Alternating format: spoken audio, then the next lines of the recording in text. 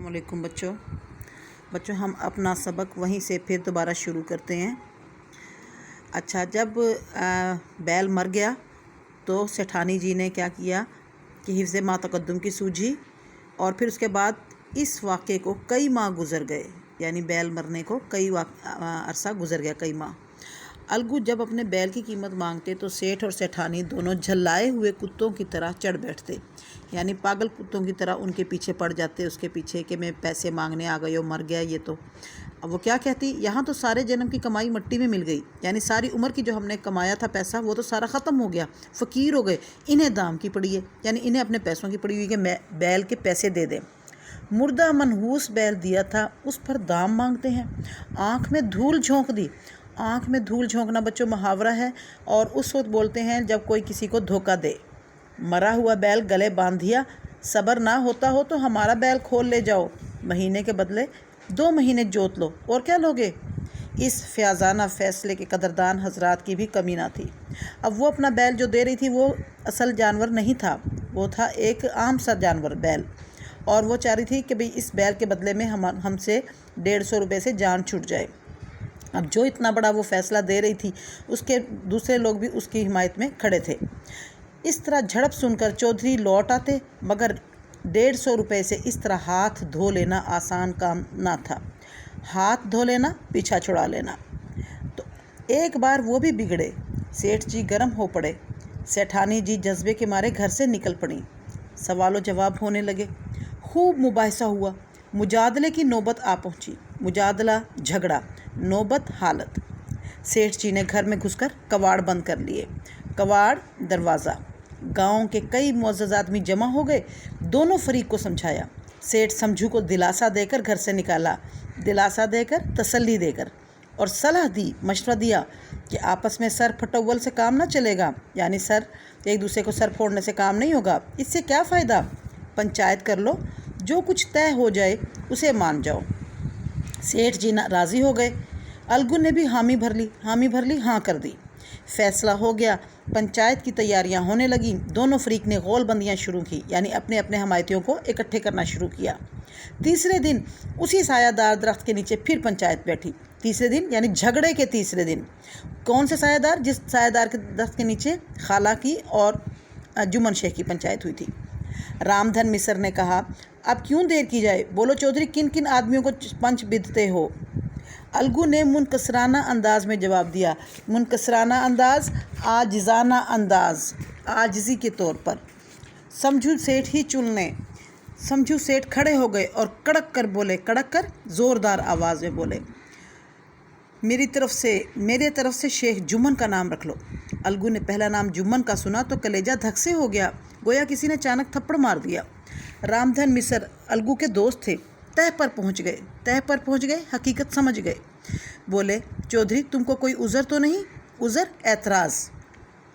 چودھری نے مایوسانہ انداز سے جواب دیا، نہیں مجھے کوئی عذر نہیں۔ مایوسانہ، نا امیدی سے کہ اب تو یہ میرا دشمن جو ہے یہ پنچ بن گیا ہے تو یہ میرے خلاف ہی فیصلہ دے گا۔ اس نے کہا، نہیں مجھے کوئی عذر نہیں ہے۔ اس کے بعد 4 نام مزید تجویز کیے گئے۔ الگو پہلا چرکا کھا کر ہوشیار ہو گئے تھے۔ پہلا چرکا، پہلا زخم۔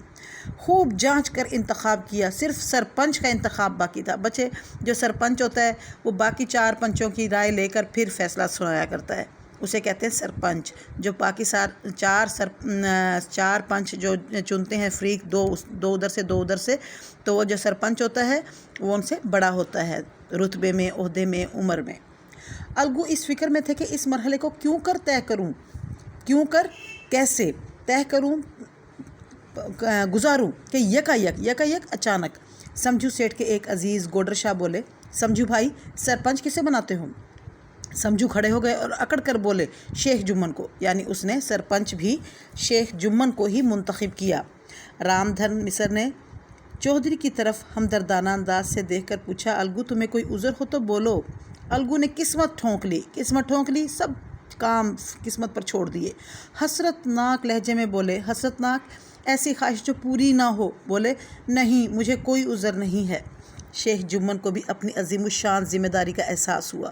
اس نے سوچا، میں اس وقت انصاف کی اونچی مسند پر بیٹھا ہوں، اونچی مسند، اونچی کرسی پر، انصاف کی کرسی پر بیٹھا ہوں، میری آواز اس وقت حکم خدا ہے، یعنی میں جو کچھ بولوں گا وہ اللہ کے حکم کے مطابق بولوں گا، اور خدا کے حکم میں میری نیت کو مطلق دخل نہ ہونا چاہیے، یعنی جو کچھ ہو اللہ اور اس کے رسول کے سامنے میری اپنی نیت کو یا میری اپنی مرضی کو کوئی دخل نہیں ہونا چاہیے۔ حق اور راستی سے جو بھر ٹلنا بھی مجھے دنیا اور دین میں ہی سیاہ بنا دے گا۔ حق اور راستی، سچائی اور سیدھے راستے سے جو بھر ٹلنا، ذرا سا بھی پیچھے ہٹنا، وہ کہتے ہیں دین اور دنیا میں مجھے، یعنی دنیا میں بھی اور آخرت میں مجھے گنہگار بنا دے گا۔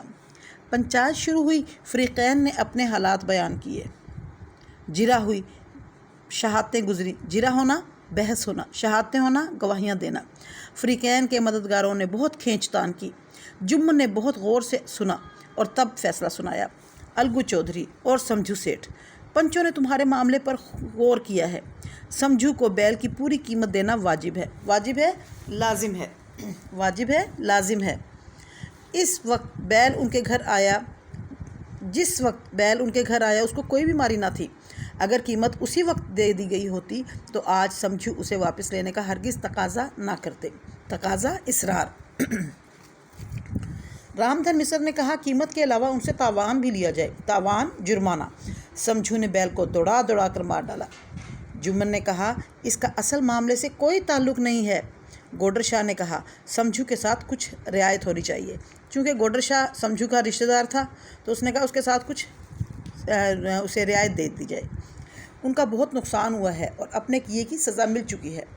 جمن بولا اس کا بھی اصل معاملے سے کوئی تعلق نہیں، یہ الگو چودھری کی بھل بنسی پر منحصر ہے۔ بھل بنسی شرافت۔ یہ فیصلہ سنتے ہی الگو چودھری پھولے نہ سمائے۔ 1 گھنٹے کے بعد جمن شیخ الگو کے پاس آئے اور ان کے گلے لپٹ کر بولے بھیا جب سے تم نے میری پنچایت کی ہے میں دل سے تمہارا دشمن تھا، مگر آج مجھے معلوم ہوا کہ پنچایت کی مسند پر بیٹھ کر نہ کوئی کسی کا دوست ہوتا ہے اور نہ دشمن۔ انصاف کے سوا اس سے اور کچھ نہیں سوجھتا، دکھائی دیتا یا سمجھ آتا، دونوں معنوں میں استعمال ہوتا ہے۔ الگو رونے لگے، دل صاف ہو گئے۔ دوستی کا مرجھایا ہوا درخت پھر سے ہرا ہو گیا۔ اب وہ چالوں کی زمین پر نہیں، حق اور انصاف کی زمین پر کھڑا تھا۔ چالوں کی زمین دھوکے کی زمین، حق اور انصاف سچائی اور سیدھے راستے پر وہ کھڑا تھا۔ اچھا بچے، اب اسی چیپٹر کے آپ کے الفاظ معنی ہیں۔ آنکھوں میں دھول جھونکنا محاورہ ہے اور اس کا مطلب ہے دھوکہ دینا۔ مجادلہ، ٹھیک ہے، مجادلے کی نوبت آپ پہنچی، آپ نے پڑھا بھی ہے، اس کا مطلب ہے جھگڑا، جھگڑا ہی جیسی حالت ہو گئی۔ منکسرانہ انداز، عاجزانہ انداز۔ پھر اس کے بعد ہے تہہ پر پہنچنا، حقیقت جان لینا۔ پھر ہے بھل منسی شرافت، بھل منسی شرافت۔ تاوان، جرمانہ۔ پھر ہے جی اس کے بعد مسند، کرسی۔ جو بھر ٹلنا، ذرا سا بھی پیچھے ہٹنا۔ دین اور دنیا میں سیاہ بنانا، دنیا اور دین میں گنہگار بنا دینا۔ چالوں کی زمین، دھوکے کی زمین، ٹھیک ہے۔ پھر اس کے بعد آ جائیں آپ کے شارٹ کوسچن۔ سمجھو نے پنچ کسے چنا؟ یہ آپ نے اپنے ہوم ورک کی کاپی پہ کرنا ہے، کام لکھنا ہے، یاد بھی کرنا ہے تاکہ آپ کے ایگزامز بھی ہو سکیں۔ تو یہ آپ نے، میں نے آپ کو پہلے بھی کہا تھا کہ آپ نے ایک دستہ بنانا ہے جس پر آپ نے یہ سوال کرنے ہیں۔ سمجھو نے پنچ کسے چنا؟ سوال نمبر 2۔ الگو نے بیل کسے فروخت کیا؟ سوال نمبر 3۔ الگو کا بیل مر جانے پر جمن نے کیا کہا؟ سوال نمبر 4۔ سمجھو سیٹھ کے ساتھ بیل کی فروخت کا معاملہ کیسے طے ہوا؟ سوال نمبر 5۔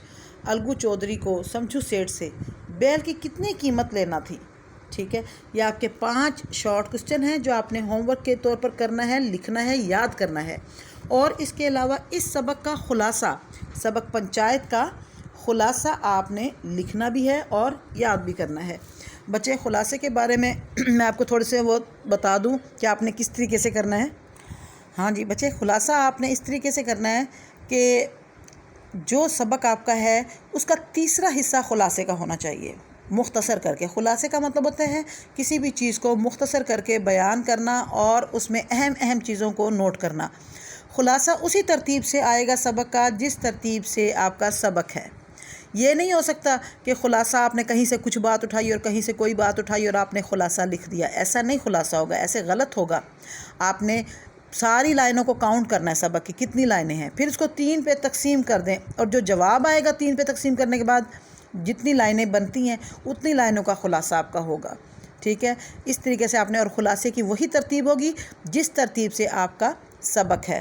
اگر آپ نے اس ترتیب سے غلط کیا تو پھر آپ کا وہ خلاصہ غلط ہوگا۔ جو ترتیب شروع سے ہے اسی ترتیب سے آئے، لیکن اس میں سے آپ نے اہم چیزوں کو منتخب کر کے وہ کام کرنا ہے، اور یہ ساری چیزیں آپ کو الفاظ میں نے یاد ہونے چاہیے، سوال جواب بھی آپ کو یاد ہونے چاہیے، خلاصہ بھی آپ کو یاد ہونا چاہیے، ٹھیک ہے۔ اب ہم اردو بے کا نکالتے ہیں۔ اردو بے میں ہم نے کیا کام کرنا ہے گرامر کا؟ جی بچے، یہ اردو بے میں آپ کے ہیں الفاظ واحد جمع۔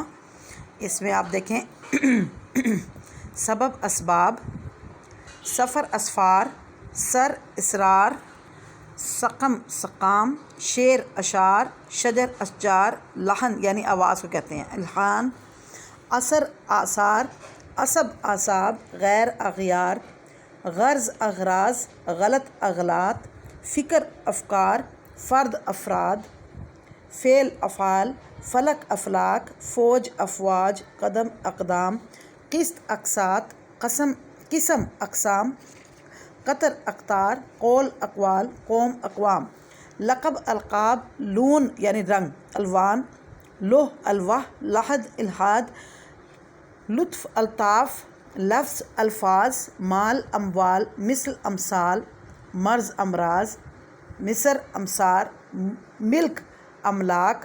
ایک ہوتا ہے ملک، اس کا جمع ہوگی ممالک، لیکن یہ ملک ہے، اس کا مطلب ہوتا ہے جائیداد ہونا کچھ بھی۔ املاک، موت اموات، موج امواج، ناصر انصار، نسب انساب، نظر انظار، نہر انہار، نور انوار، ورق اوراق، ورد اوراد، وزن اوزان، وصف اوصاف، وضع اوضاع، وطن اوطان، وقف اوقاف، وہم اوہام، وقت اوقات، ولد اولاد، ہول احوال، ہوا احوا، یتیم ایتام، اور یتامہ بھی ہوتا ہے اس کی جمع، یوم ایام۔ اچھا بچے، آج کی ہماری کہانی ہے غرور کا سرنیچہ۔ بچے آپ یہ دیکھ لیں کہ غرور شیطان نے کیا تھا، اور اس کا انجام بھی آپ کو پتہ ہے کہ اس کو جنت سے نکال دیا گیا تھا۔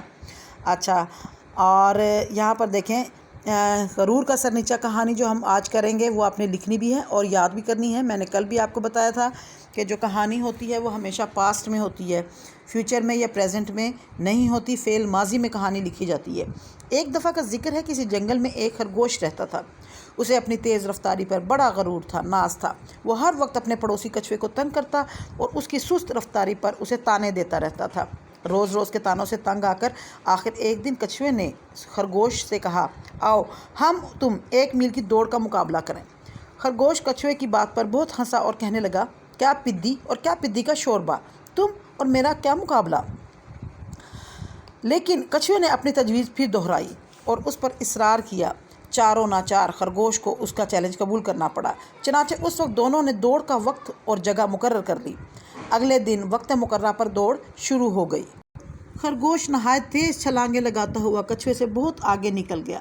کافی دور جا کر جب پیچھے دیکھا تو کچھوا کہیں نظر نہ آیا۔ جی میں کہنے لگا، ایسی جلدی کی کیا ضرورت ہے؟ کچھوا میرا مقابلہ خاک کرے گا؟ تھوڑی دیر سستا لوں، یعنی آرام کر لیتا ہوں، پھر آگے روانہ ہوں گا۔ چنانچہ وہ ایک درخت کے نیچے لیٹ گیا۔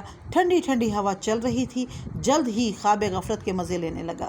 خرگوش کی نیند مشہور ہے، سویا تو گھنٹوں کی خبر لایا، یعنی کافی دیر بعد وہ اٹھتا ہے۔ ادھر کچھوا مستقل مزاجی سے آہستہ آہستہ چل رہا تھا۔ خرگوش کو سوتا دیکھ کر چپ چاپ اس کے پاس سے گزر گیا اور منزل مقصود پر جا پہنچا۔ جب خرگوش کی آنکھ کھلی تو دن غروب ہونے کے قریب تھا۔ دل میں کہنے لگا، ابھی کچھوا بہت پیچھے ہے، میں 2-3 چھلانگوں میں منزل مقصود پر پہنچ جاؤں گا۔